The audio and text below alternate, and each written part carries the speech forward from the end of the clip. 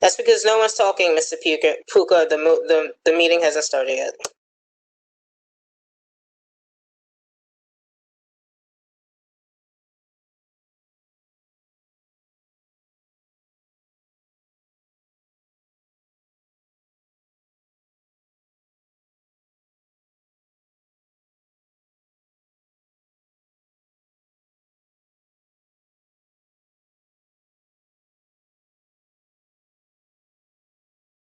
Good evening, everyone. Aren't we glad we don't have to go out in the rain?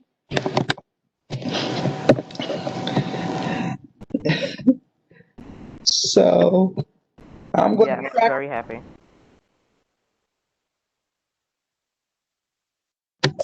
It worked. It really works.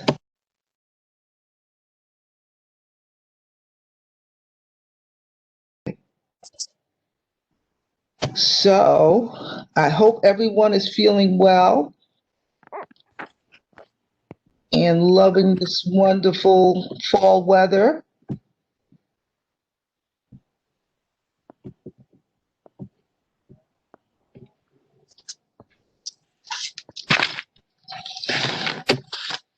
So tonight we got a couple action items.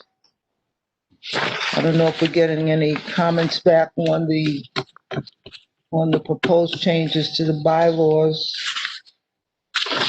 We may have a special guest this evening. Senator Schumer may join us. We shall see.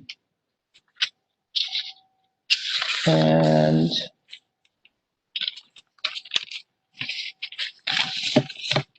there was there was a movement by the council to make changes. So with the rules for property transfers, maybe we can talk about that towards the end.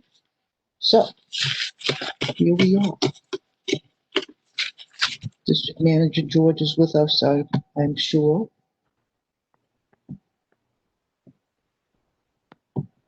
Secretary Witherwax is on board. I am present. I hope you're well and family's well. I think I see them every now and then at breakfast time. That's about it. It's amazing how busy everybody is now. We don't have to go very far to meet. More meetings are cropping up than ever.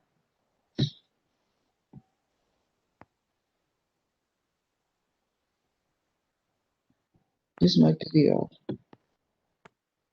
I just added WebEx to my Chrome, WebEx and the Microsoft browser. So this should work better now, I hope. We shall see. Where's everybody? Oh my God, I lost it. Oh. There you are. Okay. All right. So I'm not seeing any video. Can you guys see me? I can't see you. I see Puka. Hello, Mr. Puka. How are you? I see Ms. Granville. I don't see myself. This is all very interesting. Your camera must not be turned on, Miss Tyus. Okay, I think I'm going to go out and come back. And then we'll do roll call. We'll be back.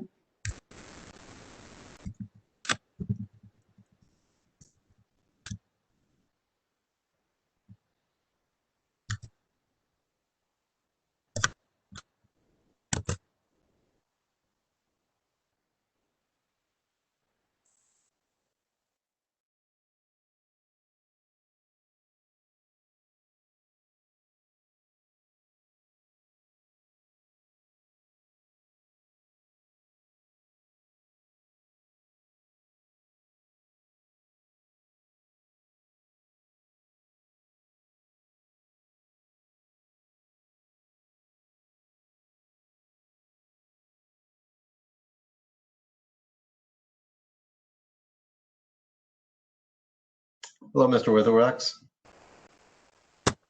Mr. Sachs, how are you? Doing well? Good. Surviving and thriving? Yeah. I'm at my new job I started last month.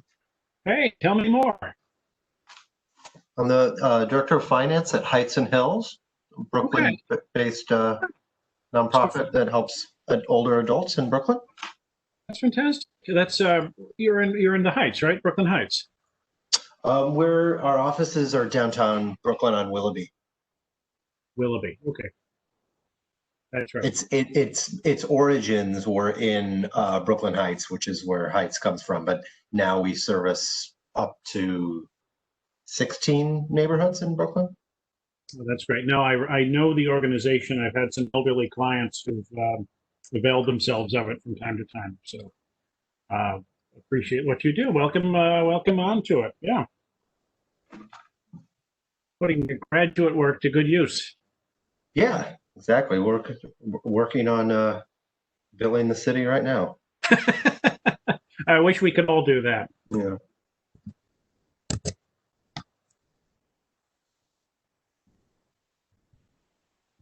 Hi, guys. Hi, Miss Mahoney. Hi, How I are finally you? got on. Are we waiting for Miss Pius? She said she was going out to come back Go in. off to log back on. Oh, okay. What happened to you?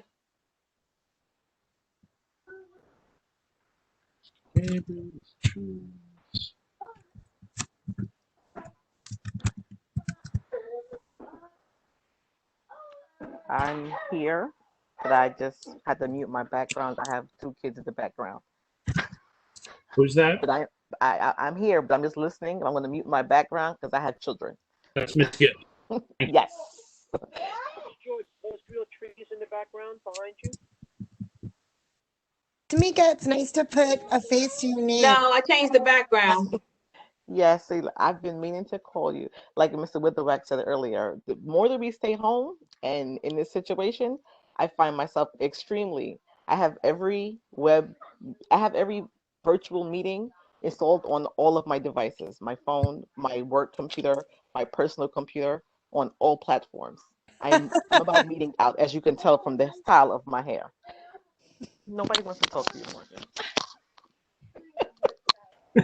Hi. So I'm here, but I'm just blacking out my picture and muting my phone.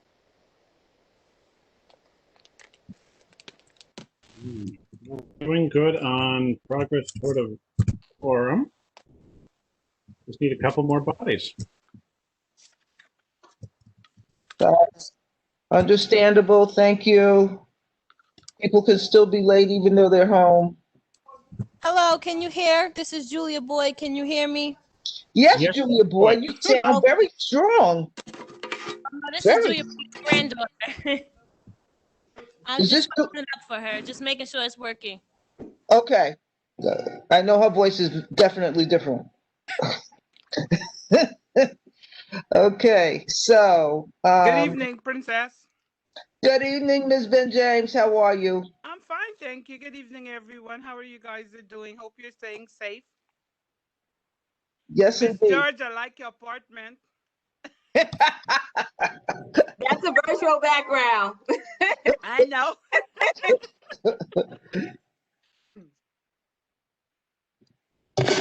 So, well, This is Sarah Lazar. I'm here as well. we by my face count, I think we have a quorum. Do we want to do roll call and make it official? absolutely.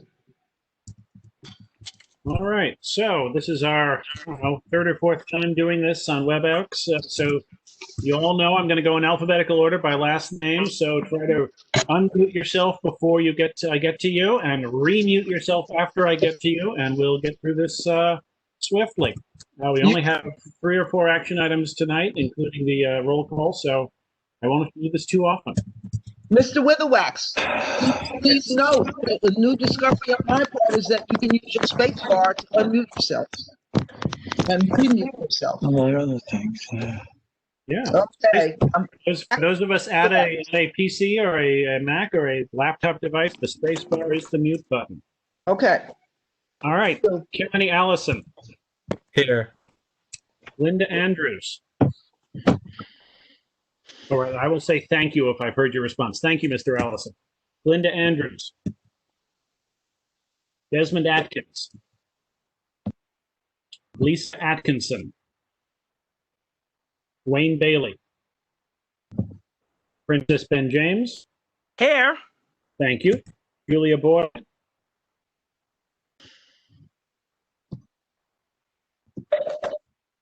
I know she was here. Thank you, Ms. Boyd. Gail Branch Mohammed. Here. Thank you, Ms. Branch Mohammed. Mr. Buckholtz, John Buckholtz. Here. Thank you. Robert Callahan. Here. Thank you. Hunji Charles.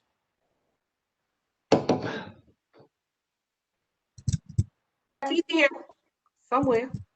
Yeah, thank you. Helen Coley. Nora Daniel. Here. Thank you. James Ellis. Here. Thank you. Kevin Farley. Here. Thank you. Andrea Ferris. Here. Thank you. Fred Frazier. Drew Gabriel. Here. Thank you. Tamika Gibbs. Here. Thank you. Dejani Granville. Here. Thank you. Jeannie Harris Blenman. Marva Henry. Zerzima Jordan.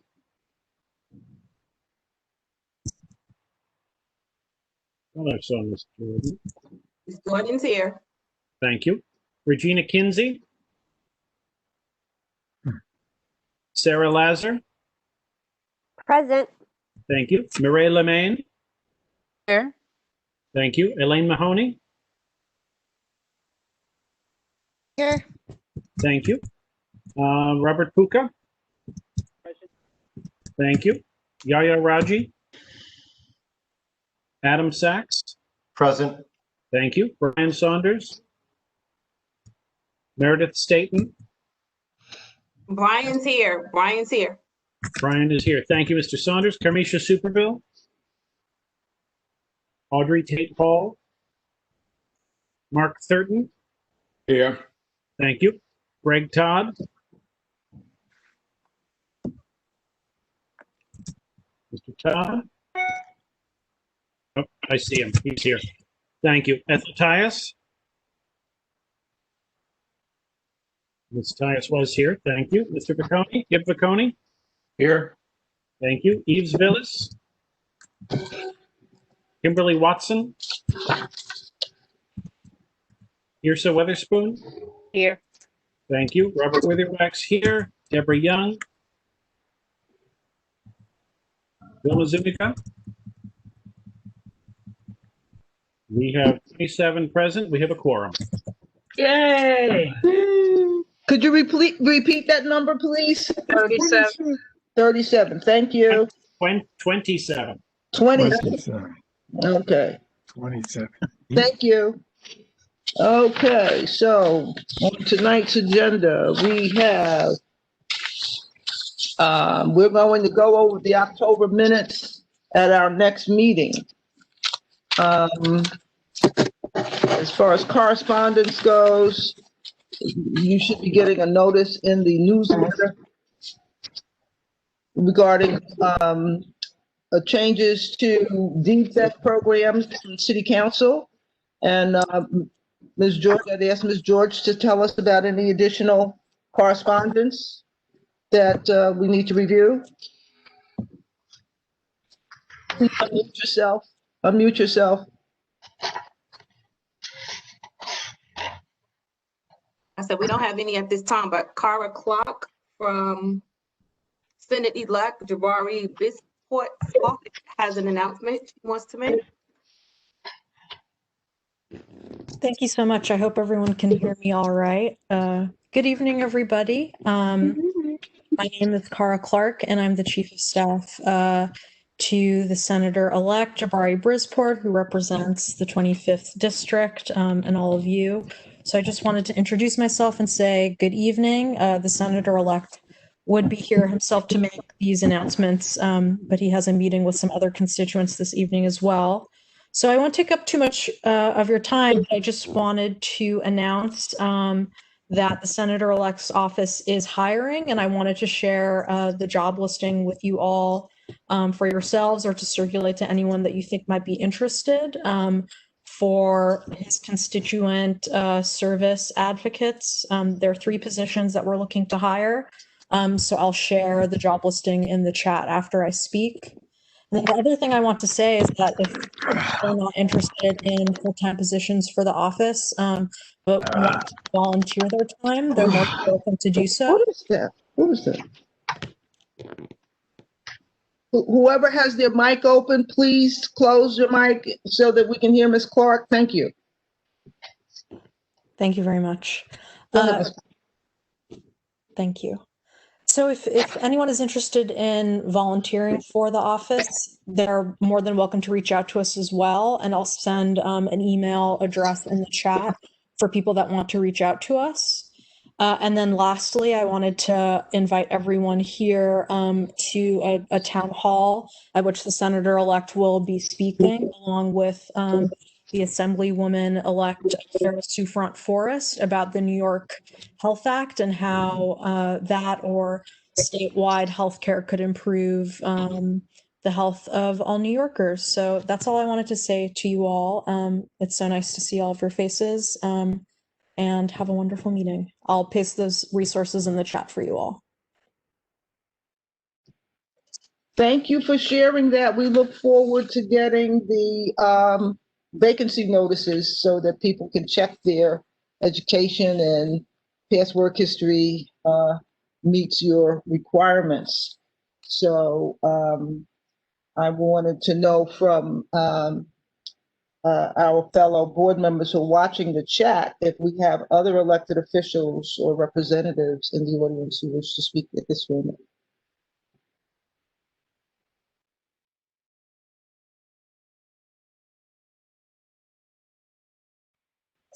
Seeing none, we'll go on to action item. Kim Robinson from Councilwoman. Okay. Alika. Good afternoon, everyone. My name is Kim Robinson, and I represent Council Member Alika Ampry Samuel from 41st District. On behalf of the council member, I bring greetings. I want to wish everyone a safe and a happy Thanksgiving. Thank you.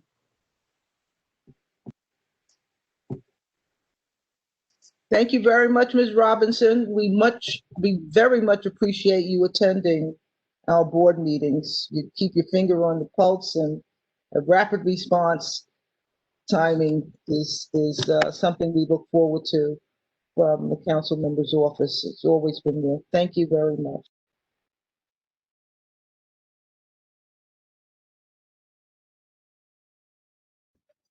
Ms. Tyus, you're muted. Thank you, Mr. Ellis. We're moving on down the agenda, which I hope everyone has. Next up is Mr. Ellis with the SLA and Sidewalk Cafe Review Committee report. Thank you, Ms. Tyus. I also would like to add that as one of the monitors of this online teleconference, along with the other vice chair, Ms. Irsa Weatherspoon, we're asking if there's any questions or comments to any issues to please message all panelists, or we also will try to monitor the hand raise function on the list there. On your participants list, there's a small hand icon that you can use to indicate that you have a question or a comment. If you use either one of these options, we should be able to monitor any responses and comments comprehensively and make sure everybody has an opportunity to have their question or comment heard or articulated. So thank you for that little piece of housekeeping that I wanted to share in advance. As I move over into my committee chair role position, I'd like to share a couple things. This committee really oversees permitting and applications for liquor licenses at the state level, as well as sidewalk cafe permits at the local level. Obviously, during the current circumstances, sidewalk cafe permitting is not necessarily a major issue because the city has granted open access to use for businesses to set up outside. Also, if you followed in the news recently, I think as of yesterday, the governor announced some restrictions and limitations on restaurant and bar service that will currently, if you have a SLA license, you will be limited to a 10 p.m.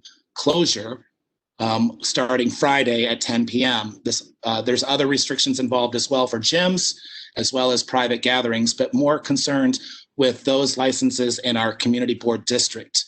I say this because as we continue to navigate through this process and trying to advocate for businesses to be good neighbors, as well as neighbors to be understanding of current circumstances, I want to share with you a program that the city has that are concerns and issues regarding hospitality establishments or any business for that matter. There's a program called Mend NYC, and I'll put the link in the chat. This is through the Office of Tribunals and Hearings that allows neighbors, forgive me 1 second, I've got a siren going by.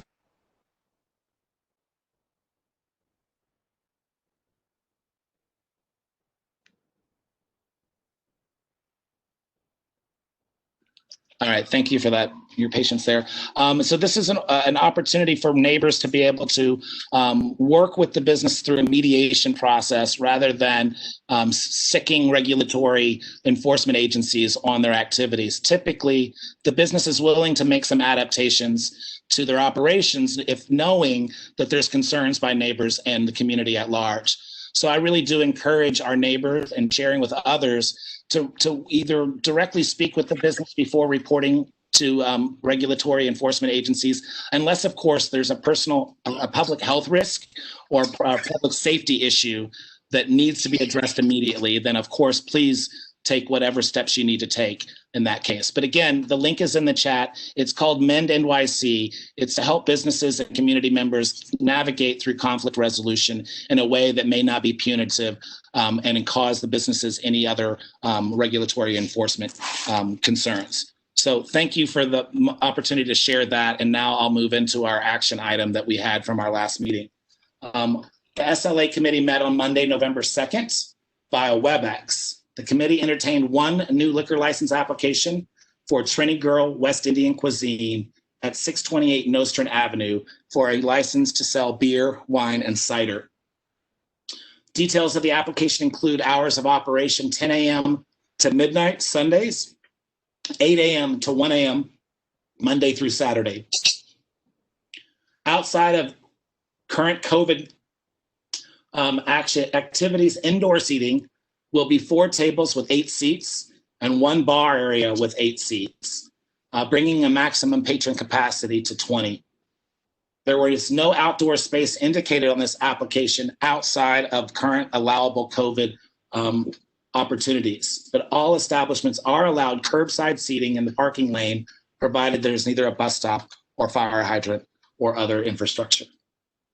The committee voted 10 in favor with no abstentions or opposition to support this application and hopes that the full board supports its recommendation. At this time, I'll ask for any questions or comments on this action item. We'll start with any members of our community first, and then we'll move on to members of the board.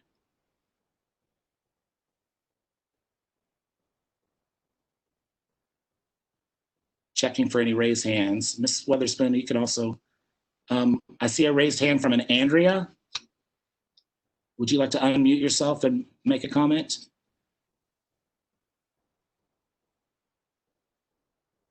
Andrea?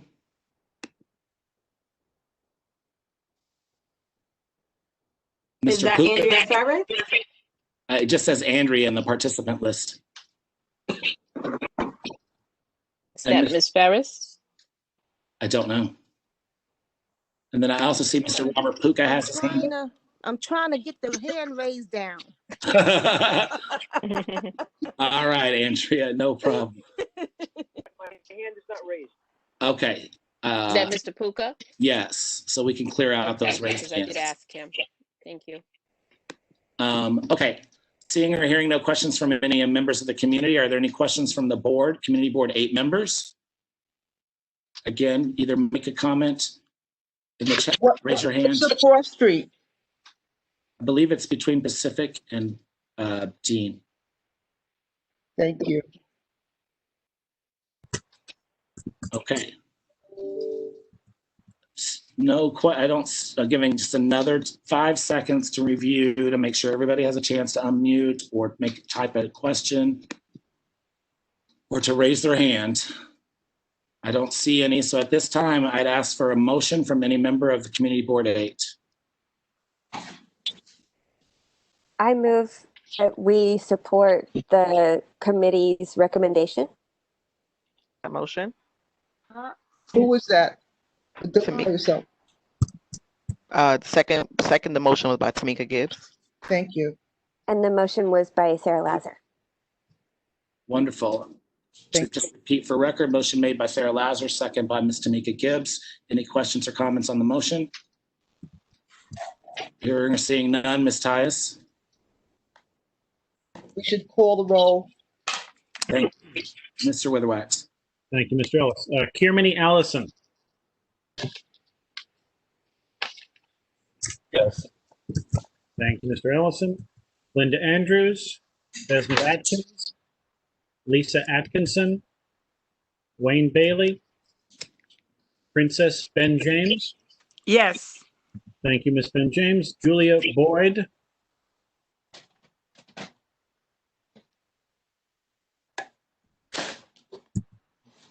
We'll come back to Ms. Boyd. Gail Branch Mohammed.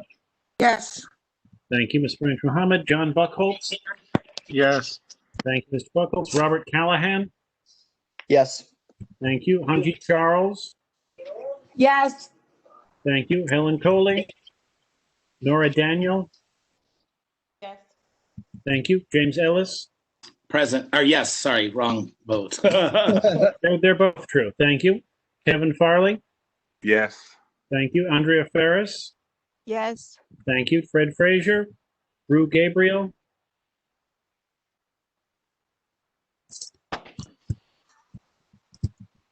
Tamika Gibbs. Yes. Thank you. Najani Granville. Yes. Drew Gabriel unmuted himself. And did Mr. Gabriel vote? Did you hear me, Mr. Weatherwax? I did not, Ms. Boyd, but I do now. What's your vote? Whatever. Don't say that. Yes or no?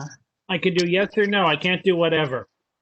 Yes, but I can't get this phone together. Here. Well, keep hanging. Moving on. Igenie Harris. I said yes. Yes. Thank you, Mr. Gabriel. Igenie Harris Blenman. Yes. Thank you, Ms. Harris Blenman. Marva Henry. Yes. Thank you. Zuzima Jordan. Gina Casey. Sarah Lazar. Miss Jordan just unmuted herself. Yes. Thank you, Ms. Jordan. Sarah Lazar. Yes. Thank you. Maria Lemaine. Yes. Thank you. Elaine Mahoney. Yes. Thank you. Robert Puka. Thank you. Yaya Raji.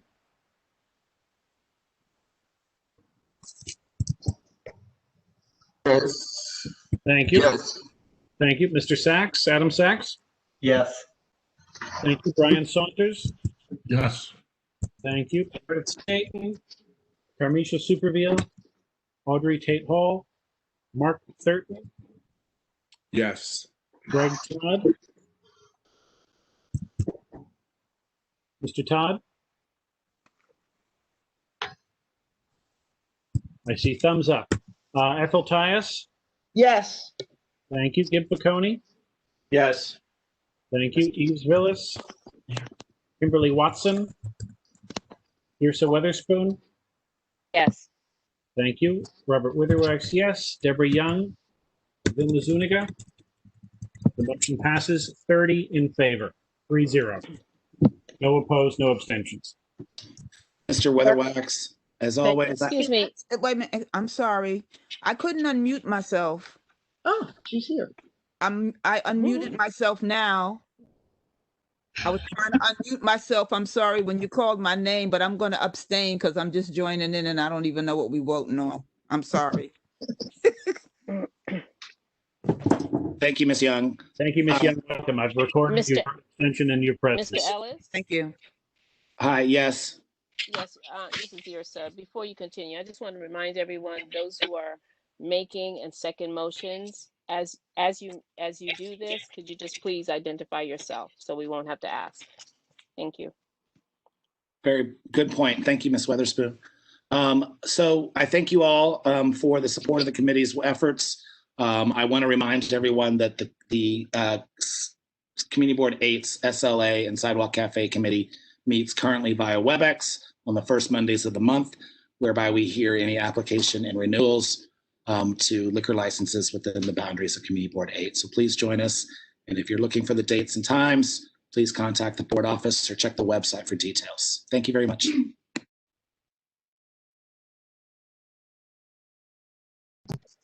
Thank you, Mr. Ellis. Well done, well done. Next up is a report of minutes from the Land Use Committee meeting, which I will ask the Secretary, Ms. Nor Daniel, to read the resolution and recommendation. Okay, just a moment. Are you asking me, I'm sorry, you read the minutes? Yes. Okay. No, the resolution. Same thing.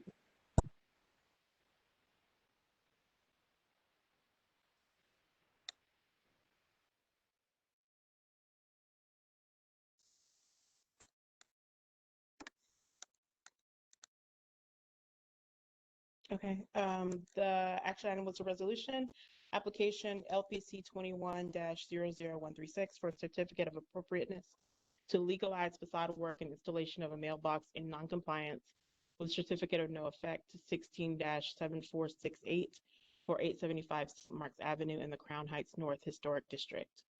Whereas Guy Cohn of Cohn Architecture presented plans and photos describing the project, and whereas 2 of the 7 condominium owners at 875 St. Mark's Avenue implored the Land Use Committee to understand the financial burden caused by the prior owners' cavalier treatment of the building's extraordinary details, curved windows in the turret, stone and wood detail accents on the turret facade surrounding the fenestration, among other LPC violations, by removing those details. And whereas the project proponents presented the application as a hardship case and a cost-saving to rectify damage done by prior owner, notwithstanding that apparently no research has been done into historic preservation requirements, related tax credits, or grants.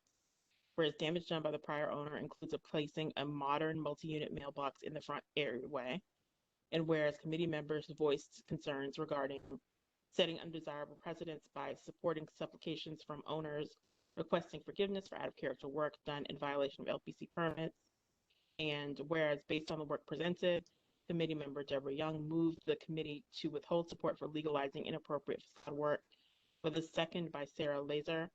And whereas 11 community members voted to withhold support for the project as presented, with none against, no abstentions. Therefore, be it resolved that the committee withhold its support for the above described application, certificate of appropriateness of work in violation of LPC's permit, and recommends that the full board do the same.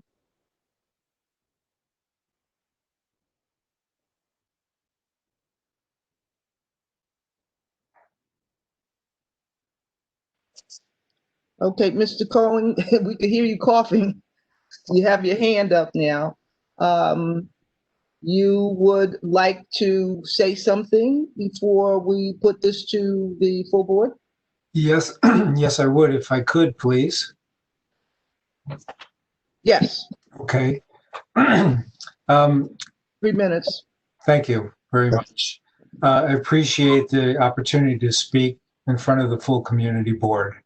I sent a letter along with some supporting documents yesterday to the community board, which supported the case that we had presented to the Land Use Committee that showed that the building owners, through no fault of their own, were the victims of the developer, Mr. Boaz Gilad from Brooklyn Capital.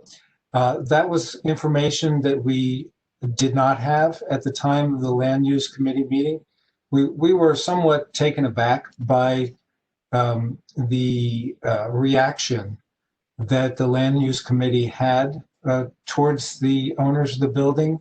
And so we felt that it was important that we would send some supporting documents that show very clearly that the owners had entered into an agreement with Boaz Gilad and that he broke the agreement, and that Brooklyn Capital went bankrupt, and they tried to contact the Attorney General's office. They actually did contact the Attorney General's office and sent letters through their attorneys to try and get some sort of closure and try to get Mr. Gilad to honor his agreements. And basically, they were, as I explained in the Land Use Committee meeting, they were the victims. They had no idea and were not complicit, and it was to no fault of their own. And they've been spending the last couple of years trying to figure out how to deal with this issue. And that's when they brought me in. And I just wanted to make the point that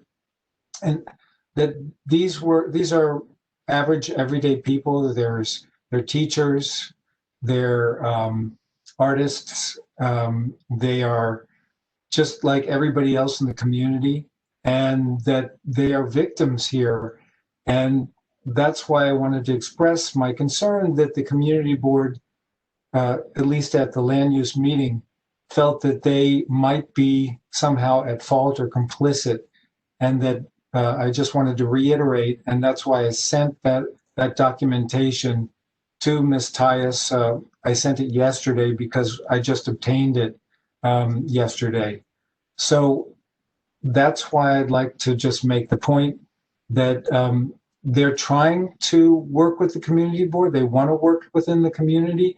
They want to try and rectify some of the issues. We're willing to work and rectify some of these issues, but there are other things such as the bays and the replacement of the windows, which are so financially difficult that it would, and disruptive to the building, that it would be almost impossible for them to be able to afford it. And the idea of getting grants and things like that are very difficult for private homeowners in this particular case. So I just wanted to try and appeal to the committee and say that we're willing to work with you, but we also would like to sort of set up a dialogue and see if there's things that we might be able to work with and keep, and other things that would be easily corrected.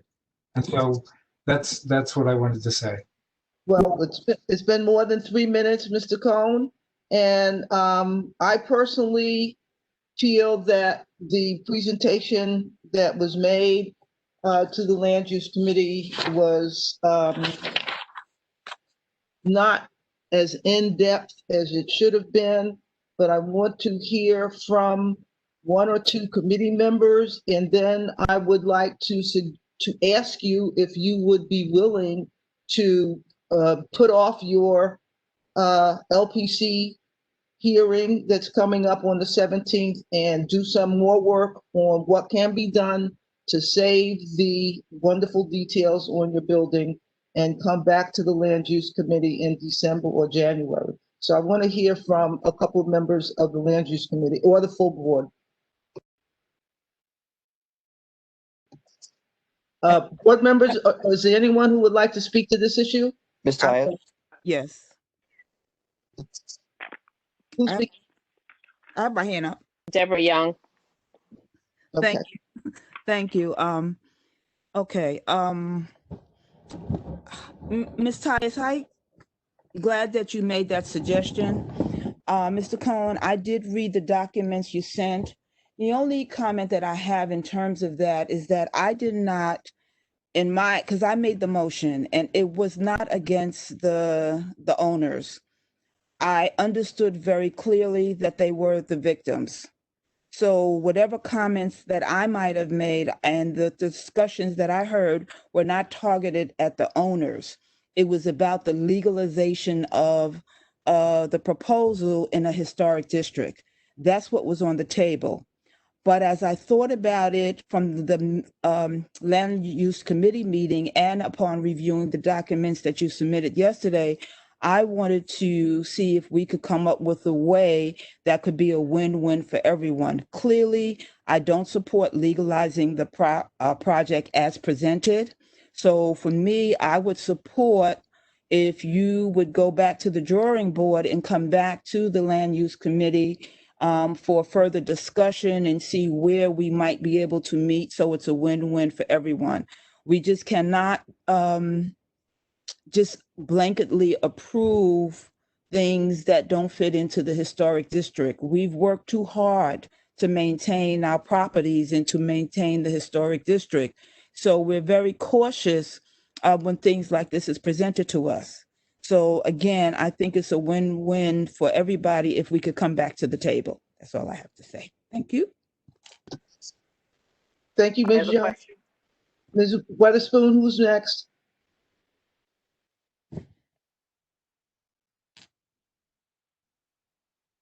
Question. Ms. Weatherspoon, who's next? Gib, did you have a question? I didn't have a question. I'll just be very brief, though. Kind of building on what Ms. Young had to say. I don't think that the result of the land use committee meeting should be taken as laying blame at the feet of the owners of the building. Approving retroactively, that was not consistent with the historic district, unfortunately sets a precedent that will be an encouragement to other property owners to not adhere to the procedures necessary to approve these sorts of changes in advance. And it just makes the district very, very difficult to maintain. And I think that's really the takeaway. It's not a referendum on the integrity of the people who live in the building. It's just it's just what's necessary to be able to manage the historic district. Thank you. I would also like to say something as well, Mr. Combs. Yes. What kind of stunted me a little bit is when you use complicit, and I don't believe that any of us walked away or felt in that discussion that they were complicit to what it is a developer did or didn't do. I think that we were really clear about how we that we can we do understand the difficult situation that they have found themselves in, but that was not a takeaway for me that they were complicit. So I just needed to speak on that word that was used. Thank you, Ms. Weatherspoon. I'm also monitoring the comments and questions, and I noticed that both Rob Puka and Sarah Lazar have their hands indicated. I also see a third in line with Mr. Robert Callahan. Just a quick point of information. Sorry, 1 second, Mr. Callahan. Yeah. We'll wait for the chair to call on you. I was just acknowledging who's in queue. Okay, I believe you mentioned Mr. Puka being first. I did, and then Ms. Lazar, and then Mr. Callahan. Thank you. Mr. Puka? Yes, my question was, I wanted to just third what everybody said about it. We're not holding the owners complicit. I had a question about have the owners. I had an issue in my building, and we ended up taking out a loan to finance the changes in the building. Have the owners considered that?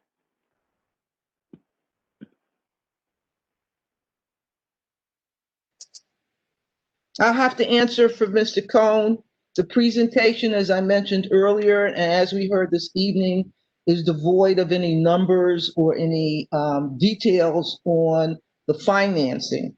And I tried to make it clear to the applicant and the owners during the land use committee meeting that this section of the community district, the historic district over this part of CB8, is still considered, most of it is still considered distressed census tracts, and therefore homeowners can avail themselves of historic preservation tax credits, which the credits can be spread over a number of years. And it was apparent from the presentation and from the comments from the owners that attended that they were totally unaware of these options, in addition to the grants and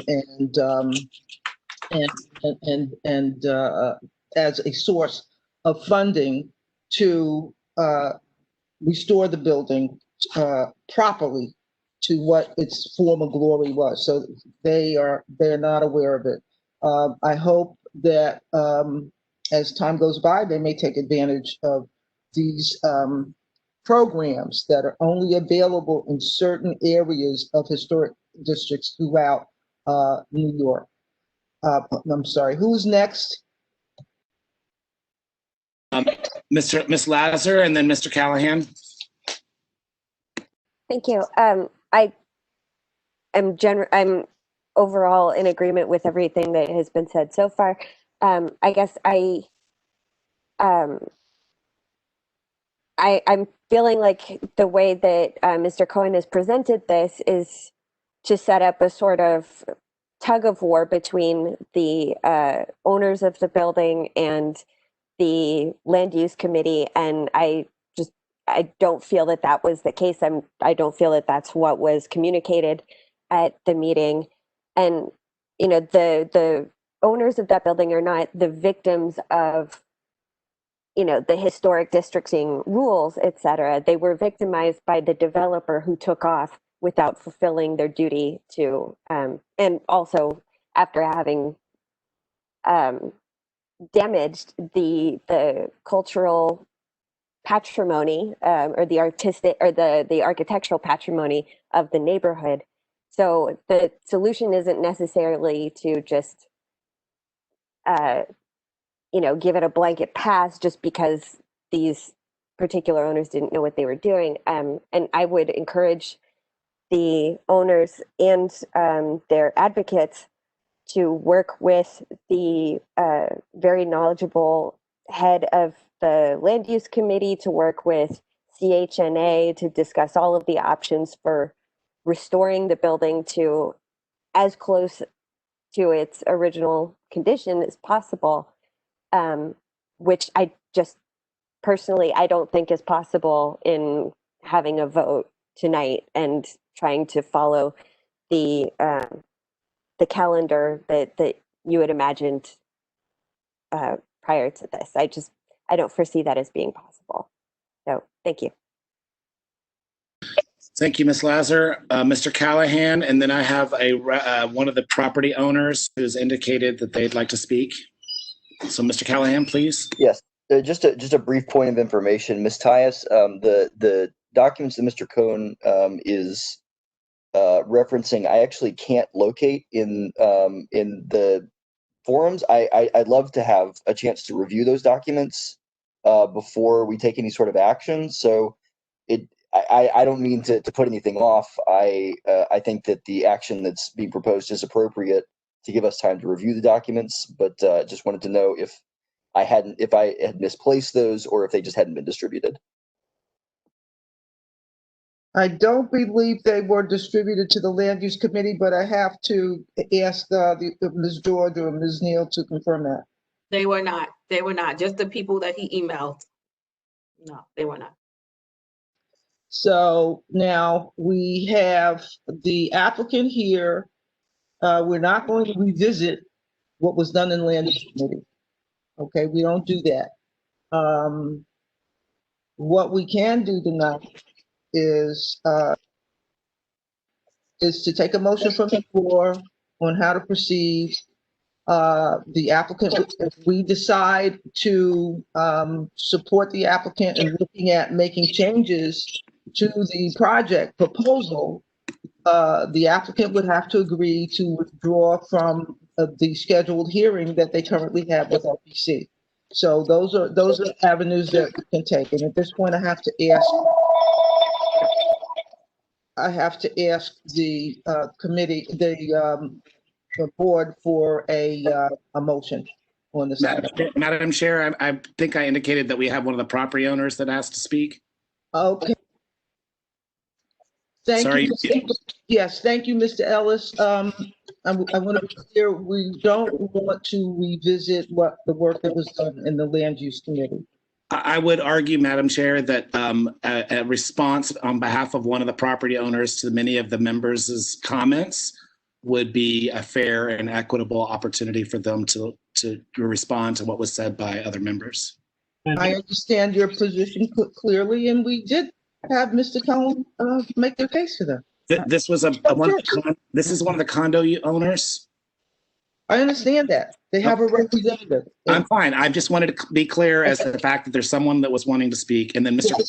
Yes. has a response too. So that's just keeping traffic flow. I appreciate your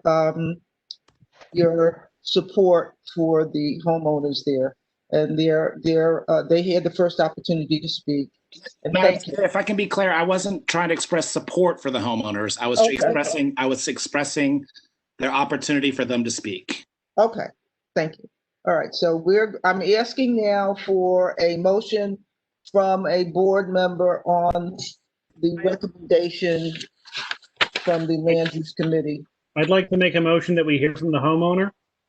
Oh, I second that motion. We have Is to that Deborah vote. Young? Yes, that was Deborah Young. Yeah, I see. I don't think we need to vote on that. It's a common courtesy. Okay, as I said earlier, their representative was the first person to speak on this item, but we will hear from one of the homeowners. And furthermore, I'd like to second what Mr. Callahan had to say. If there was a document that was relevant to this evening's deliberations that was not distributed to either the Land Use Committee or the full board, I think that's a problem. But we'll deal with that in a few minutes. The name of the homeowner that requested to speak is, I believe it's Mandy Moxley. Ms. Moxley, please make your statement. 3 minutes, please.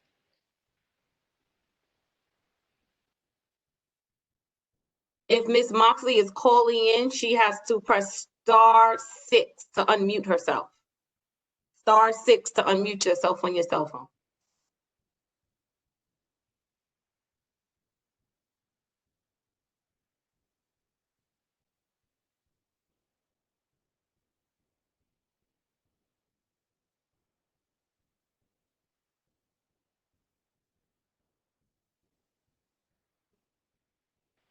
Okay, I don't see her in the participant list. Is I there don't see her another either. I owner? see Caitlin Henderson. Yeah, maybe there's another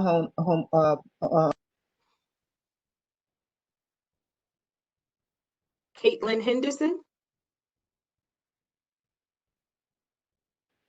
I'm not sure, but as we move forward and take a vote on this, please, Mr. Witherwax, correct the list of the roll. It's 875 St. Mark's. I will do that. And since none of the homeowners are here, perhaps we could hear from Mr. Cohn as a final word.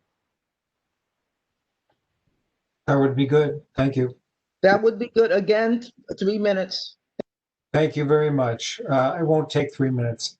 I believe that the homeowners are willing to work with the community board and postpone the landmarks hearing. We feel that it's important that everybody gets all the information that we sent out and that they're aware of the situation and also aware of what, everybody is willing to do and try and bring the building back to as much of a historical, the original historical appearance as feasible within their means. So I think everybody is willing to work with you. We're happy to do that. And I think we're willing to postpone the LPC hearing to begin those discussions. Mr. Cohn, may I give you contact information for the representative for Kings County at the State Historic Preservation Office so that you can conference with him to get information on the historic preservation tax credit programs as well as the grant programs? Sure, of course. Okay, his name is Daniel McEnany. McEnny. Let's see. 518-268-2162. And I know he'll forgive me for giving out his mobile phone number because they're not in the office. No problem. Okay, let me give you your office number just in case.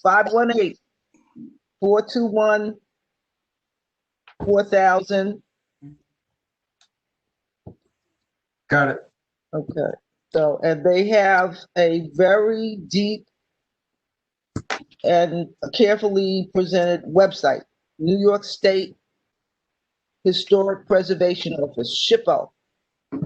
Madam Chair, if I may work to dispose of this item.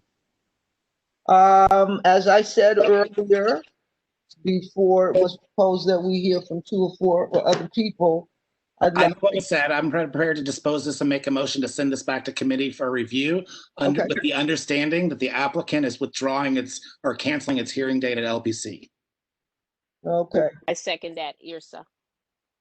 thank you. So we'll call the roll on that. Please, Mr. Witherwax. But can we confirm with the applicant that he will withdraw his LPC hearing? I will. Yes, And will you send confirmation to the board office for our records as soon as possible? certainly. And will you all distribute the documents that we sent around as well? I'm seeing indication from our board office that they will. Thank you, Ms. George. Yes. Thank you very much. Yes, With the District Manager understanding, George is shaking her head that she will distribute the materials. And so we have a motion to return the item to committee. And we have a second for Ms. Weatherspoon, and we'll call the roll on that now that we have agreement from the proponent to withdraw from LPC. And implicit in that is not to file again until you've appeared before committee.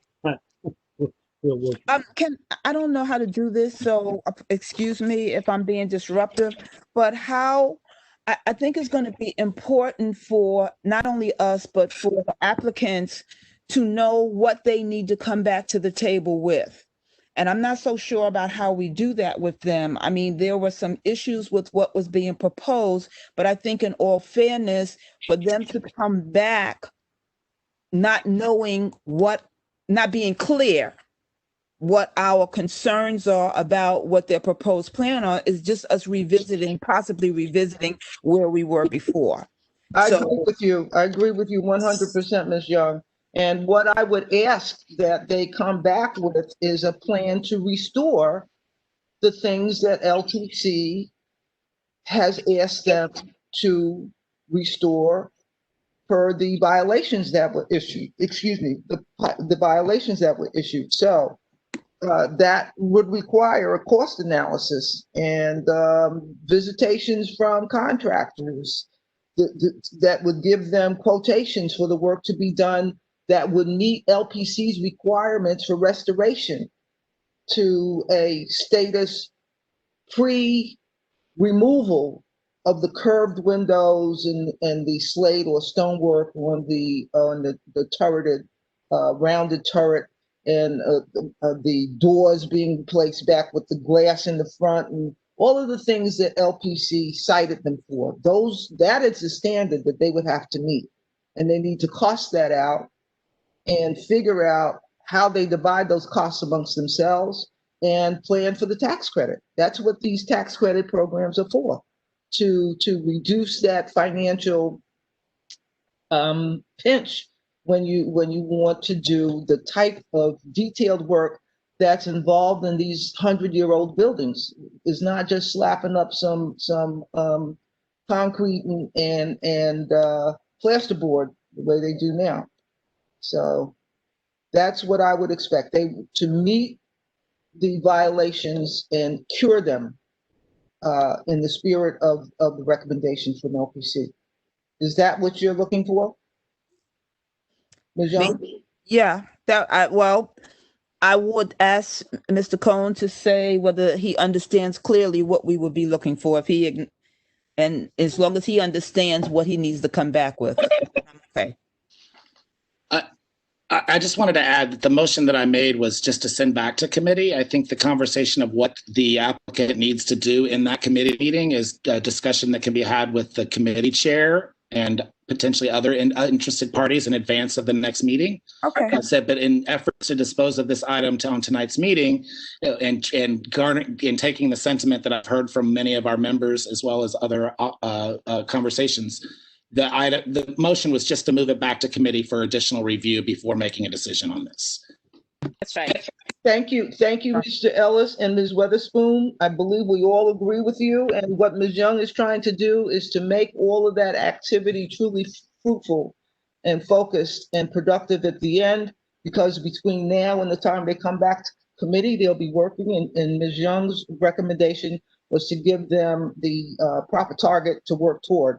And I'm with her 100%, and I appreciate the motion from you and the support from Ms. Weatherspoon to have them do that work. Now they know what the work is. So again, to return it to committee, that's a motion that's on the floor. The question is seconded. And I ask for a roll call. Kiermany Allison. Yes, to support. Thank you, Mr. Allison. Glinda Andrews. Desmond Atkins.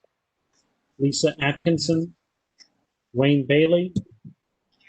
Princess Ben James. Yes, to support. Thank you. Julia Boyd. Yes. Thank you. Gail Branch Mohammed. Yes. Thank you. John Buckholz.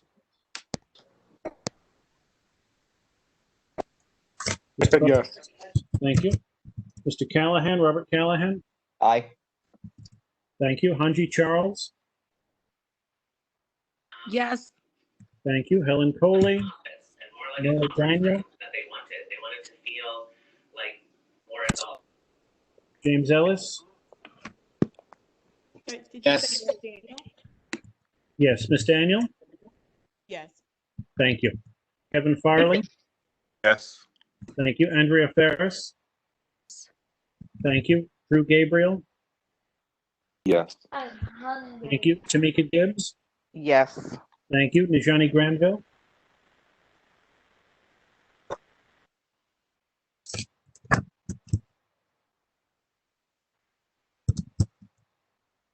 Jeannie Harris Glenman. Yes. Thank you. Marva Henry. Yes. Thank you. Zurzima Jordan.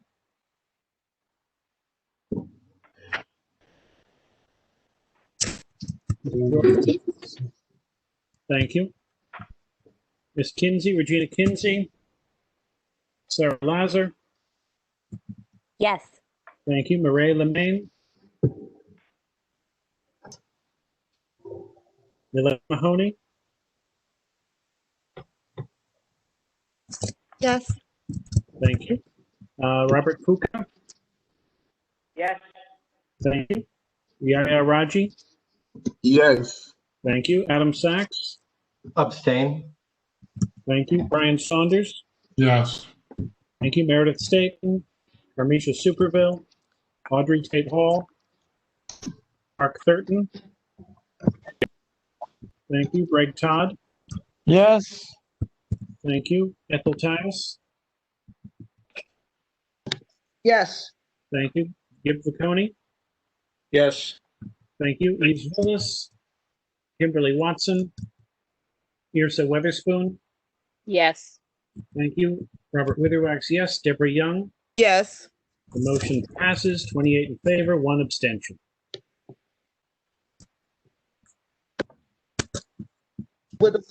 So now, Mr. Cohn, are we clear on the next steps?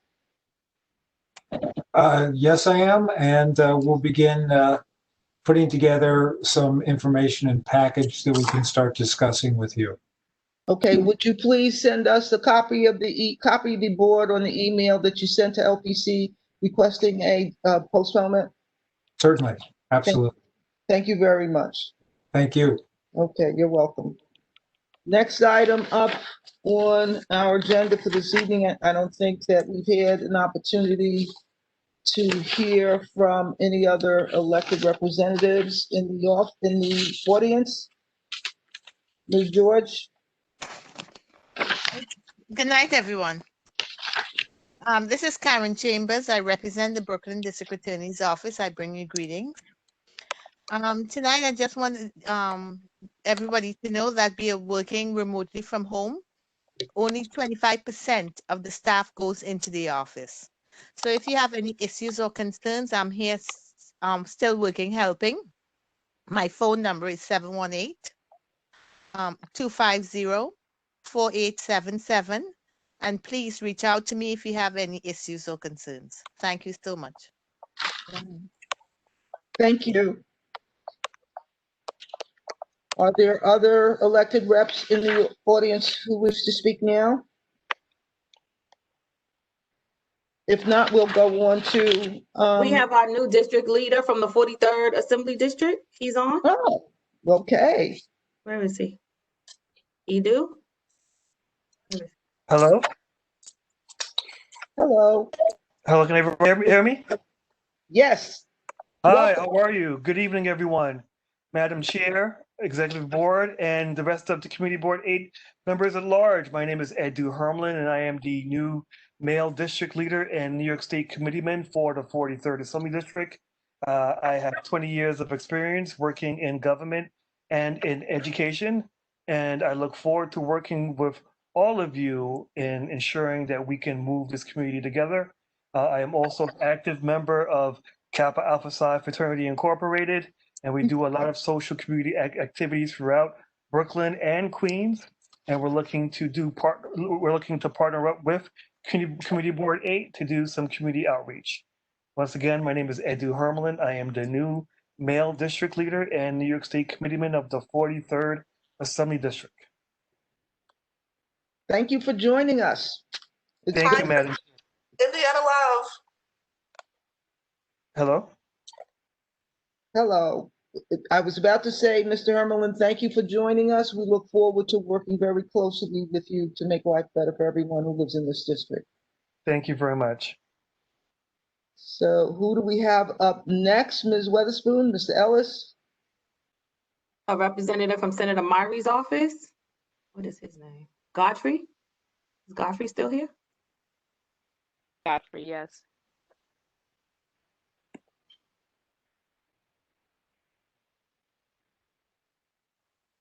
Looks like he might have left. I think we should move on to committee reports. First up at bat would be economic development. I believe that's Chairman Brian Saunders leading the charge. Mr. Saunders. Good evening, everyone. Just want to tell you, give you a brief update. What's going on at Economic Development Committee. We had a meeting this last Tuesday, and Banco Popular made a presentation. The committee's been kind of on reserve status for the last few months. So I welcome aboard new members to come and get involved with as far as helping this committee to support or look forward to working with everyone together. Our meetings are usually the second Tuesday of every month, which you can refer to, go back to Ms. George or the website. But I look forward to having anyone who can help me, move us forward and just help us out in this drastic and dire situation we're going as far as the economic community itself. Thank you. Mr. Saunders, do you want to do an advance distribution of the proposal from Popular Bank on the business banking district? Our meeting was about Bank of Popular Business Development District, and didn't have a quorum for this last meeting, so we couldn't vote to support. So what I was looking forward is to actually having a couple more members come together, community board members or future committee members come together to find out what we want as far as for Bank of Popular to get the support from us. And then at a later date, push it towards the full board to vote.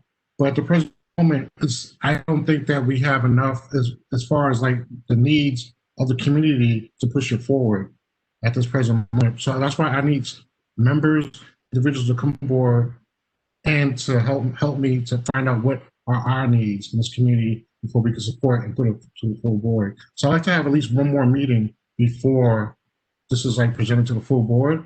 And I welcome anyone to come aboard and help me out with this. Thank you, Mr. Saunders. District Leader George, would you want to do any advance advertising on this? So Banco Popular sent out the presentation late today, so I will forward it to all the board members tomorrow so everyone can review it. Thank you. Keep in mind, everyone, the things that you would ask for yourself, very similar to the things that a business owner would ask for their business. Lower rates for the services from the bank. The bank is going to get help from the government.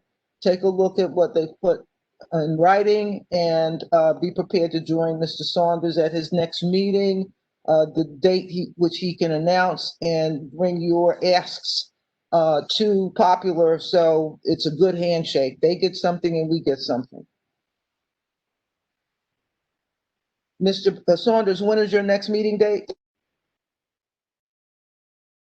It's next of December, the second Tuesday of December. Am I correct? December 8th, December 8th. December 8th.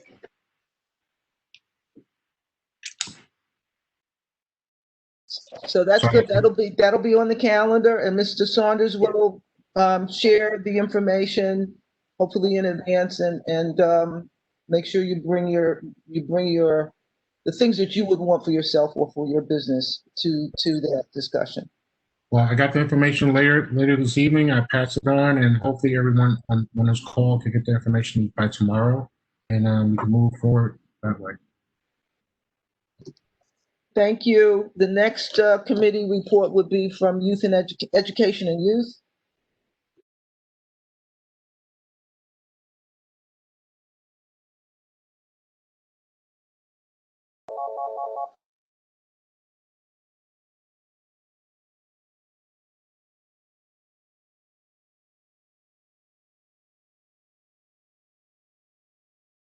No report. Marva Henry or Nora Daniels, nothing to report. Okay. Next committee. Sorry, EST. unmuting. Sorry, I was having trouble unmuting. We did not meet this month. You have to speak louder. I'm barely hearing you. Sorry, I was having trouble unmuting. Can you hear me now?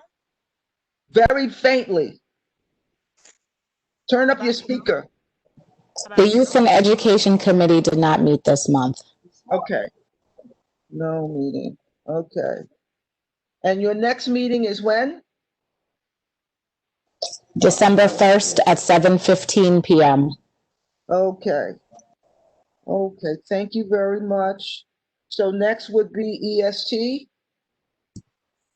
Good evening, everyone. Robert Witherwax, Chair of the EST. Ms. Dearza Weatherspoon is the co-chair of the EST committee. We did not meet in October. We will be meeting a little off a rotation because of Thanksgiving. We're going to meet on the third Tuesday of the month, which is the 17th this month. So it's this coming Tuesday. Agenda to be determined, but it might include a review of the co-naming application. And in the coming months, we don't have a date set yet. We're going to hear from the Department of Information Technology about some of the new 5G infrastructure that's going to be coming out into our district soon. So hope to hear from you and see you on our Zoom on Tuesday. Thank you, Mr. Witherwax. Next committee report should be from the Health Committee. Hey, everybody.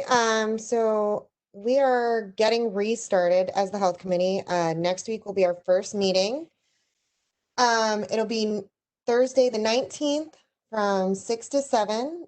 So please join myself and Tamika. It's a really exciting opportunity because we're going to be setting all of our priorities for 2021. We have a draft list, but we're really enthusiastic about hearing from the board and the community about what everyone thinks our health priorities should be going into this year where health is extra important. Yeah, so come out and we're looking forward to hearing from you. That was short and sweet. Thank you very much. Truly appreciate it. Next committee report is from the Housing Committee.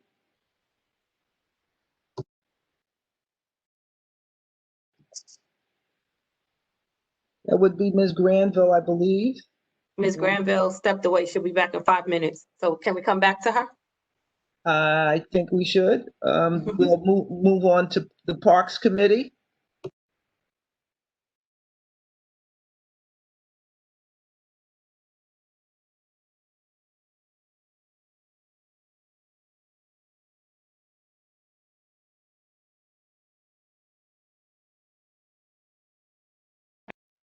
And it's here. We couldn't hear you speaking, Ms. Tyus. No, it was actually Irsa. I'm just saying that I don't believe Miss Glenda Andrews is here this evening. No. Okay. Then we'll move on to the Public Safety Committee. I believe that's Mr. Thurton. Mark Thurton, you gotta excuse me. I lost my voice over the weekend, so I'm have a little difficulty over here talking. We met on October the 26th, which is Monday. Deputy Inspector Butterfolcio was attending the meeting. He gave us a summary of the activities that we have going on in our community.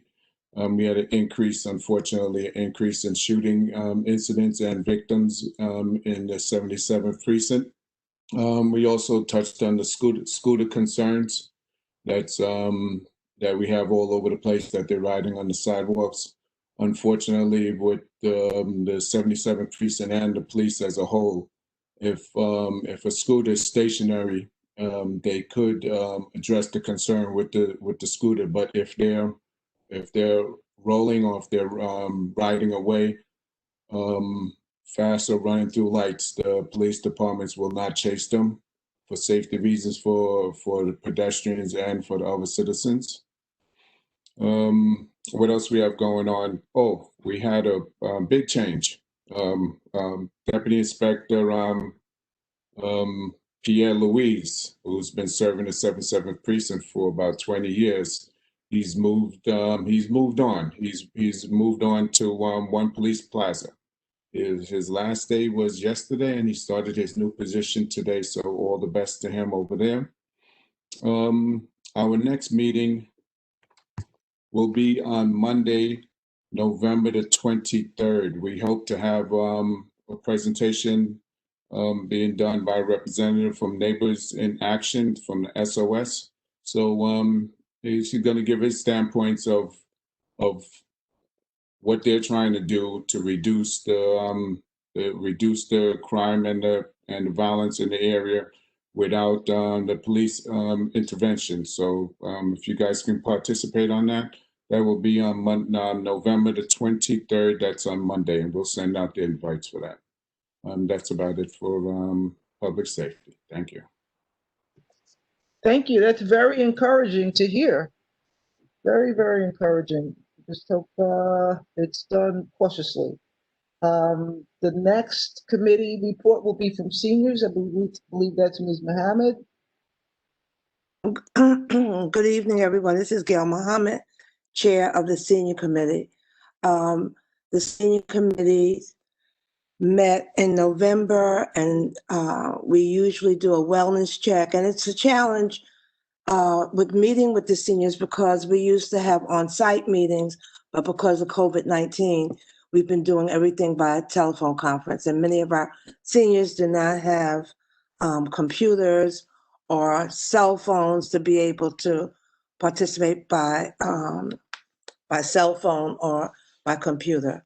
So it's been a challenge, but we've been able to maintain about 13 seniors from the building David Chavis, which is located on Kingston Avenue between St. John's and Sterling. One of the issues that came up at our last meeting, they were interested in getting vouchers for the fresh fruits and vegetables. And thankfully, Michelle has been able to secure vouchers for them. And we're looking to give those out to them prior to the Thanksgiving holiday. Also, we've been in touch with Diana Richardson's office, and today they delivered 300 meals to the seniors on Kingston Avenue. Unfortunately, we sent back about 250. because we were not able, by the time the food arrived, the boxes arrived, and we were able to make contact with the seniors, we only were able to reach about 50. So we had to send them back because they were perishables. There's also a joint venture about to happen where the seniors in the same building are going to get pre-prepared meals for Thanksgiving.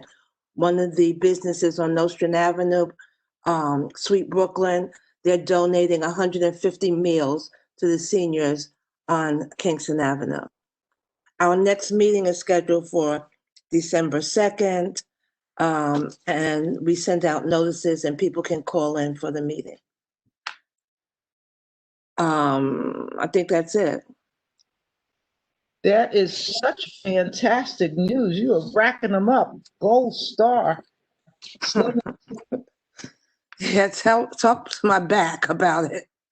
But because when they make those deliveries, they aren't able to come inside, so they have to do curbside, and it's up to the facility to move those meals indoors. So, and that was done today. That's fantastic. Thank you so much, Ms. Mohammed. There are some young folks on my block who might be willing to come in and do the ferrying from the curb to the kitchen or however it's That would be helpful. Okay, let's talk about it offline. Okay, I think we're going to go back now. Thank you again, Ms. Mohammed. We're going to go back for the committee report on housing, I hope. Ms. Granville? Can you hear me? I can hear you now. Okay, good. We started out by talking about the tax liens. Our meeting was October 14th. And as far as I know, the tax lien sale was postponed. They did not have it. There had to be some conversations with the elected officials and with the mayor because it seemed as though because of the budget, he was inclined to have a tax lien sale anyway, even though it would mean that some homeowners would lose their property. We talked about some things that we could do this year as far as letters that could be written. And one of the items that came up was the fact that the affordability level for the level for affordable housing was changed from 25% to 30% of the household income. And when they look at 30% of the household income, they're looking at the gross and not the net. And they're not considering electricity or gas when they look at that. So it's a problem. Mr. Barak from the Borough President's Office recently had told Ms. Tyus, our chairperson, that a lot of people who have put in for affordable housing have been rejected because of that. And that's something that people were not aware of. So it's something that we have to take into account. And the other thing I wanted to mention is the fact that we have had some moratorium with evictions because of the pandemic, but some people have taken advantage of it to the point where they're not paying rent, even though they're still employed full-time. And that causes a problem. So we're thinking that there should be something in the process where people should have to document the fact that they're truly unemployed and cannot pay. Because if they're not paying and they can pay, it is a disadvantage to landlords who must continue to pay for the services in the building. So we're looking forward to other people coming out. We're looking forward to hearing what other people have to say. And that's basically my report for October. Thank you very much, Ms. Granville. Look forward to following up on that. It's a constant fight. And we're glad to have members like Crown Heights Tenants Union in the group so that we can make our voices heard. Let me see what else we're missing here. Ms. George, I have to come back to you for old business. Anything we need to pick up? Mr. Witherwax has his hand up. Hand up, yeah. Bylaws. Yes. What's that? Bylaws. Oh, we left off the bylaws. I got to do my 3 minutes of bylaws aerobics. So We met over the summer to propose some amendments for the bylaws. Was on and she didn't say nothing. What? Oh, sorry. And the process is we had to present in October, present in November, and we're going to vote in December. So tonight I need to go over the changes that we proposed. These have been circulated, all the members, but I'm going to just go over them for the sake of the record. So we made some changes to the membership. We put in default languages for leaves of absence from board service. So if you want to go off board service and not resign, there's a procedure for that we didn't have before. We put a notice requirement in for excuses for meetings. Tell us you can't make it, and you won't have absence on your record. And we shortened the notice requirement for removal proceedings. Priorly, it was 30 days. We shortened it to 21 days. We've made some changes to elections. How timely, how topical. We put in what I'm calling an escape clause in the event that we cannot meet in person to vote, which is in our bylaws, and God forbid COVID stretches on, that would permit the nominating committee and the district manager to set some alternate rules.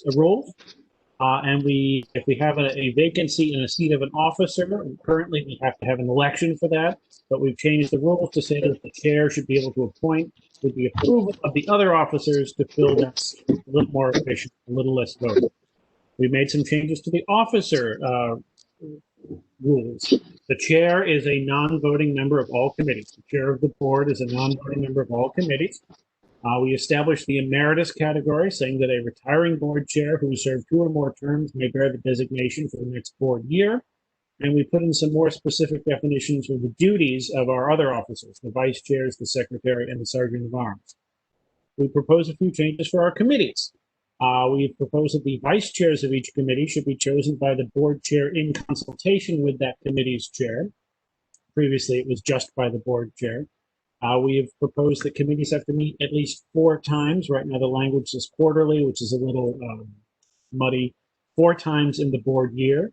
We have rearranged the executive committee composition. We've proposed that only the officers and the chairs of the committees comprise the executive committee. Again, currently, vice chairs also get incorporated, and it's just gotten to be about half the board, so it's a real deal. And we made a few what I'm calling miscellaneous changes. We have made it clear and explicit that the district manager has personnel authority. We have made changes to the bylaws of Friends of CB8 that incorporate all of these changes automatically by reference. And we've clarified the definition of board term and board year, which are kind of just muddied and mixed up a little bit in the text of the current bylaws. A term for a member or an officer is the 2 years that you are appointed or elected to serve. A board year starts in September 1 and ends in August 31st of the next calendar year. So we want to make sure that those 2 terms were clear. And those are the changes. And next month, we're going to have action items where somebody's going to actually propose we adopt or modify or reject some or all of these. So I look forward to that in December. Thank you all. Thank you for that update, Mr. Witherwax. So we are doing this again. I think the last time the bylaws were updated was 2018. We're fine tuning them. I hope you will all take a very close look at what is being proposed. And if you need an update, a copy of what is being proposed, please contact the board office for a copy. I'm sure they were distributed 2 months ago at this point, correct, Ms. George? That's correct. That's All correct. right, so I want to back up a minute to a combined land use housing committee. Can I just interrupt? Ms. Mahoney has a comment or in addition to Ms. Granville's information regarding the tax lien? Yes, we need to hear that. Yeah. Hi, everybody. I just wanted to add on. So the tax lien sale has at this point been delayed at least until early 2021. So we're looking at January. So I just wanted to tag a date onto it so nobody has to feel nervous about it in December at this point. Also, if you find yourself on the tax lien sale, the right thing to do is to get after your electives and DOF, but to absolutely use social media as an advocacy tool to comment at your electeds in a public forum of Twitter will get you a much faster and proactive response than a traditional letter writing campaign. And the other thing I wanted to add as far as the income limits on the affordable housing units, that is absolutely correct that it's gross and not net income, which is a bit unrealistic, but that rule is outside of the city's hands. That's a federal HUD regulation about how we have to look at affordable income brackets. They set the median income brackets, not the city directly. So it's something everyone has talked about for a long time, but unfortunately there's no local authority to change that interpretation of it.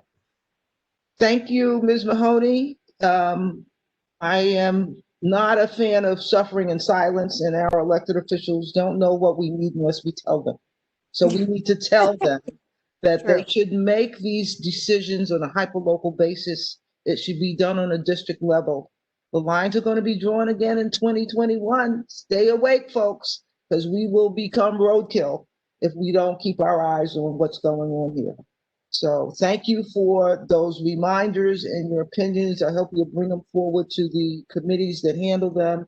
As far as the lien sales, we just want to avoid any mistaken transfers to third parties based on incorrect data, as happened to one of our former board members previously, where a sign-off was done on misinformation. So I think the board has to back up, and we'll be sending a letter to the issuing agency. They have to respond according to the charter, and that would be the Department of Finance on that one. So we'll be working behind the scenes to get that letter out and demand a response. So I want to go back to housing and land use and talk about the meeting on the 10th, where we had HPD come in and talk about their plans for senior housing and quasi market rate housing at two sites near in the M-Crown zone, 516 Bergen Street and 542 Dean Street. So I'm hoping I can get Ms.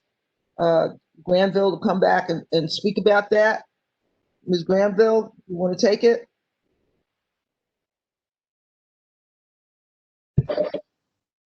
Can you hear me? I can hear you now.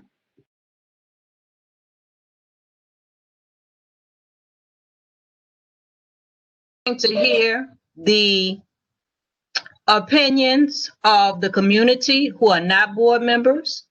Apparently, a lot of people feel that this RFP is somewhat premature, that a lot of the details are missing, and they're not really happy about the zoning. I wasn't sure from what I heard if the zoning has to be changed to put the two buildings up as proposed. So a lot of people had questions about the zoning, and they couldn't understand why RFPs are being put out when a detail as important as the zoning has not been decided on yet. So you can give them your impression, but I got the impression last night a whole lot of people don't have too much faith in HPD. And they also sound like they may not have too much faith in the Department of City Planning. Thank you, Ms. Granville. Right now, the outreach for the HPD RFP is supposedly aimed at scoping what should be built there. They're planning for a design workshop on the 18th of November. And the links for these workshops are on the HPD website for the Minority and Women Business Enterprise Contractor Search. So if you want to attend that meeting by HPD, please go onto their website and fill out an RSVP so that you get the link. They had planned to wrap this process up of scoping on December 10th. They have bruited about that they have information or contributions from the community on what should be built there. But the first meeting with Community Board 8, where the projects will be located, was on the 10th. So we asked them to change their project wrap-up report back from December 10th to either December 14th, 16th, 18th, 17th or 18th for reconvening and for the wrap up.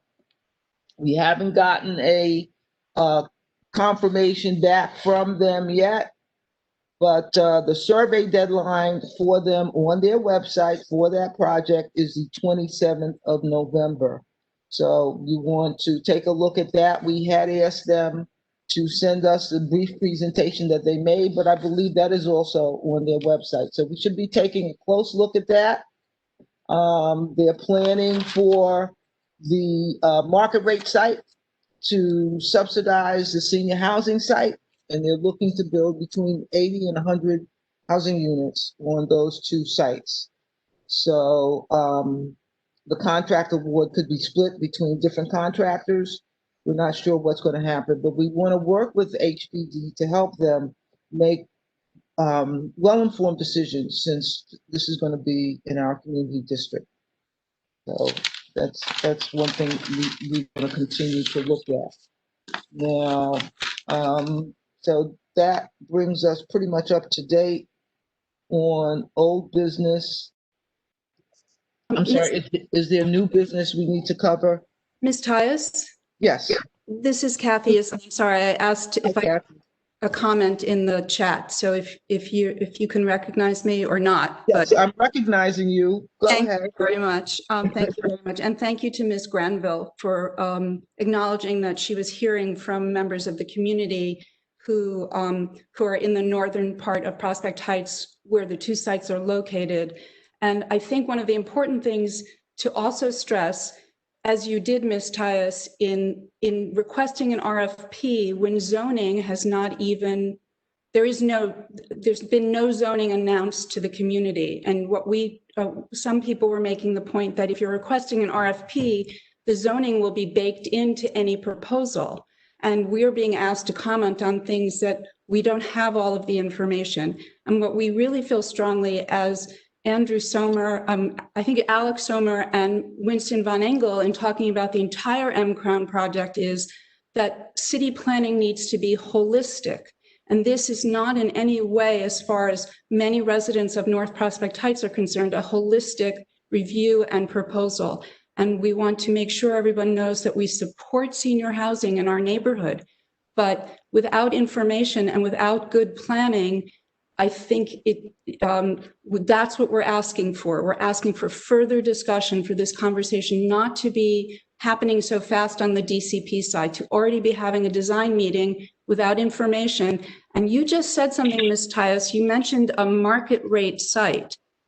I don't think we had heard anything about a market rate site. We'd heard about they changed from one site to the other site, but I didn't understand that there was a market rate site. So maybe you could clarify that if you have information that we don't have. But thank you for letting me speak. I appreciate it. You're welcome. Ms. Tyus. Mr. Bocconi has a comment. Thank you, Madam, or thank you, Mr. Yeah, I wanted to just make a couple of comments about this. There is no market rate that's part of this project. Both sites are going to be affordable. The Dean Street site has been designated as being a site for senior housing. That site is the building that is intended to be built there. Will make use of Section 8 vouchers, and as such will be deeply affordable to the seniors who live there. The Bergen Street building has not had any, is supposed to be conventional apartments, fully subsidized, all affordable, but the affordability levels haven't been specified. And that is, I believe, one of the key things to get into the RFP at this point. There's been a tremendous amount of middle income, affordable housing built in Prospect Heights over the last several years. More than half of Atlantic Yards is middle income. And it's very difficult to give away in the lotteries because the rents are almost market rate.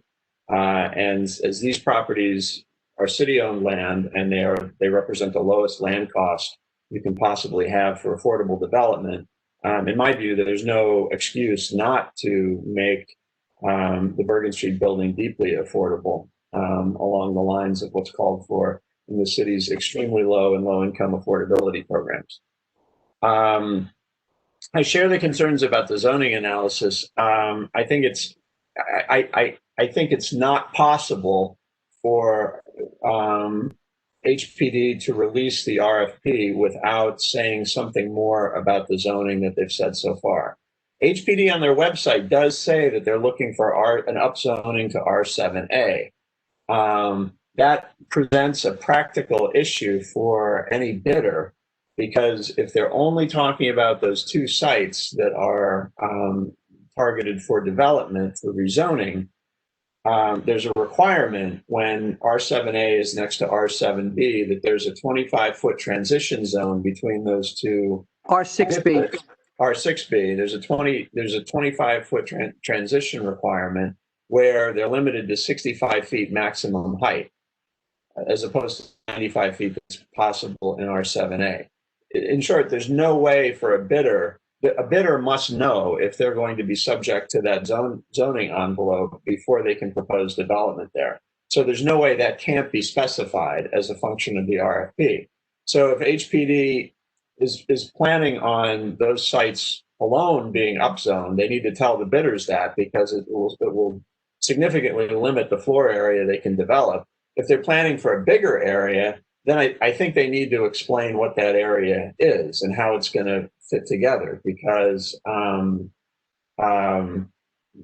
particular, the Dean Street lot is right next to buildings in the Prospect Heights Historic District that are zoned R6B. If they were, anyway, let me just say, it's important to know what the zoning boundary is. I think everybody's calling for HPD and DCP to be clear about that. And in my view, that's a reasonable request. They should tell us what their strategy is there.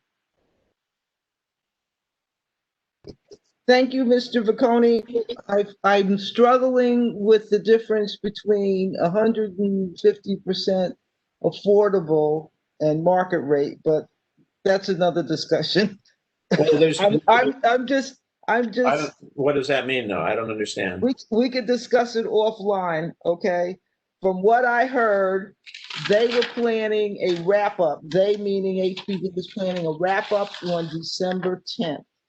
And they've been asked by myself to not have this wrap-up meeting on the night of our full board meeting for December, and instead to postpone it to one of the dates that I cited, the 14th, 16th, 17th, or 18th, to wrap up and report back on what their decisions are going to be for this.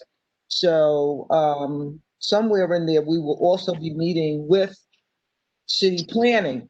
We should be asking city planning to sit in on these meetings so that we can nail down what the zoning will be. From what I'm hearing from the community members who've been coming to the land use committee meeting, this is something that we should be looking at, lower zoning, but that would make the projects almost untenable economically. We're in a conundrum.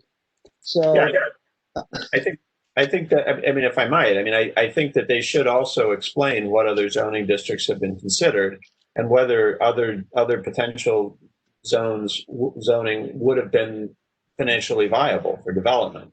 They haven't said that, but I think that's reasonable, and they should explain it. But I would like to propose that the community board formally request DCP and HPD to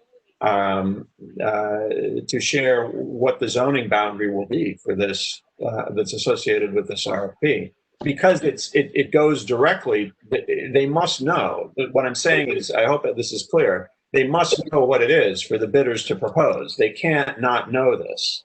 And so I think that we should request it, and perhaps I will even move that the community board make that request of HPD and the Department of City Planning that they disclose to the community the proposed zoning boundary at the urban design meeting.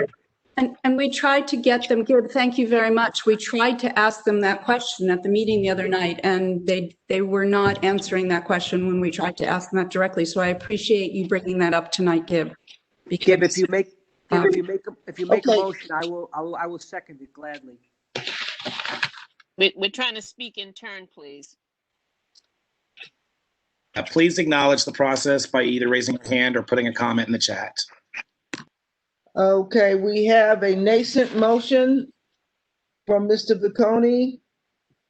Could you restate your proposition, Mr. Vicconi? My motion is that the board requests HPD and DCP to disclose the zoning boundary that's being proposed for the HPD RFP. Seconded. That was Sarah Lazar. Thank you, Ms. Lazar. Mr. Witherwax, we have a motion on the floor to require HPD to disclose the zoning boundary for their MWBE RFP that's under consideration now. Can we call a roll on that, please? I have a friendly amendment. I don't know if the motion maker will accept it because I don't know what it is. Okay, Gib, I also wanted to be maybe a little more specific to say, that they're asking for R7A to specifically say what zoning they're asking for each site, not just the zoning boundary. Well, they are asking for 7A on their website. That's what it says. Okay. So I think that question's been answered, but the zoning boundary has not. Okay. Just from a practical standpoint, this is a request to HPD to disclose the zoning boundary by when? By the urban design meeting that they're holding on the 18th of November. So prior to the 18th. Okay. Yeah. Okay. Is everybody clear on the motion? Hearing no objections. Kimini Allison. Yes, support. Thank you, Mr. Allison. Princess Ben James. Yes. Thank you. Julia Boyd. Yes. Thank you. Gail Branch Muhammad.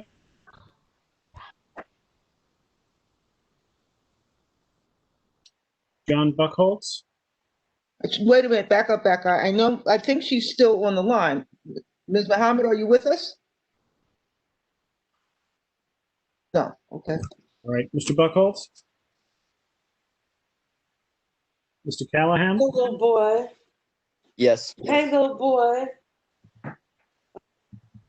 Anji Charles. Nora Daniel. Yes. Thank you, Ms. Daniel. James Ellis. Thank you. Kevin Farley. Yes. Thank you. Andrea Ferris. Yes. Thank you. Drew Gabriel. Yes. Thank you. Tamika Gibbs. Thank you. Najani Granville. Yes. Thank you. Jeannie Harris Blenman. Yes. Thank you. Marva Henry. Abstain. Thank you. Suzima Jordan. Yes. Thank you. Sarah Lazar. Yes. Thank you. Murray Lemaine. Elaine Mahoney. And San Luis. Yes. Thank you, Ms. Mahoney. Robert Puka. Yes. Thank you. Yaya Raji. Yes. Thank you. Adam Sachs. Sachs may have left us. Brian Saunders. I'm sorry, this is Adam. Yes. Sorry. Thank you, Mr. Sachs. Thank you, Mr. Saunders. Yes. Mark Thurton. Yes. Thank you. Greg Todd. Yes. Thank you. Ethel Tias. Yes. Thank you. Gib Vicconi. Yes. Thank you. Yrsa Weatherspoon. Yes. Thank you. Robert Witherwax. Yes. Deborah Young. Yes. Gail Mr. Muhammad, Witherwax? yes. Gail was a yes. Thank you. And Hanji Charles put in the chat that she said yes. She wasn't sure if it was her. It was not. So thank you, Ms. Charles. Mr. Ellis, do you have something to add? No, I was just going to share as I'm monitoring the chat, Ms. Charles's comment. Thank you. I had not heard that. So that's great. So that puts us at 28 in favor, 1 abstention. 28 in favor and 1. Excuse me. Ms. Jordan, you want to mute your? Tyus? Yes. excuse me, Ms. Tice, this is Irsa. I just noticed that Kathy Iceland had a question as we were voting. If can they confirm the zoning request and the zoning boundary? Okay, as Mr. Vicconi mentioned, HPD's website is announcing the target is R7A, but we don't know where it ends. They don't know what the boundary, they haven't announced the boundary. So we're asking them to do that. And we're asking them to make that announcement at the design meeting on November 18th. This is HPD's meeting on November 18th. The RFP workshop, design workshop for this RFP. But we have asked them to work with us on the wrap up and report back that they're advertising on their website for this project. And we asked them to get back to us on a date that is not our full board meeting date. It would be after our full board. So I will have to ask Ms. George to work with HPD to get that commitment firmed up and to get this request out to them for the definition of the zoning boundary. For Yes, the, we will get it out first thing in the morning. Thank you, ma'am. So now where are we on the agenda items for today? We have Orlando Ross from Congresswoman Clark's office, and then we can open it up to public comment, announcement of the elected official reps. Hello, everyone. I just wanted to thank everyone from Community Board 8 to allow me to speak. We did do an event, and we wanted to thank Community Board 8 for the hand sanitizers, for partnering with us and making sure that the community is safe. As you know, we do have a newly elected President Biden, and we just want to make sure that Congresswoman wants to make sure that the Congress and everyone in DC respects that decision. If you have any questions, I am here, and just have a great evening. Thank you, Mr. Ross. It's good to hear from our Congress member. We'd love to know what we can do to make the Senate blue. So you can go forward from there. Move to Georgia. 1 second. We would like, well, I'm not going to say we would, but the way that you could do that is to try to make sure to partner with the Georgia Democratic parties that are down there to make sure that that our senators are going to be put in place. But that's about it. You can just follow the news and they'll tell you what to do. Thank you very much. What else are we missing, Ms. George? Any additional public comments, announcements, elected official reps? Anyone? Looking at all attendees.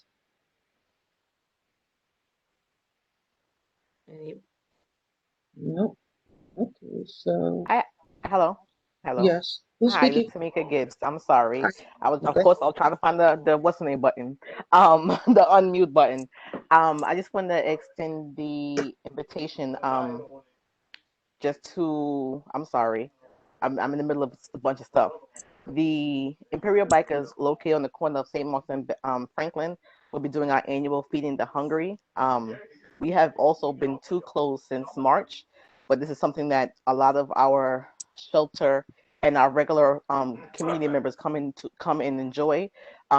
Ms. George, if it's possible, we actually have a meeting this Saturday.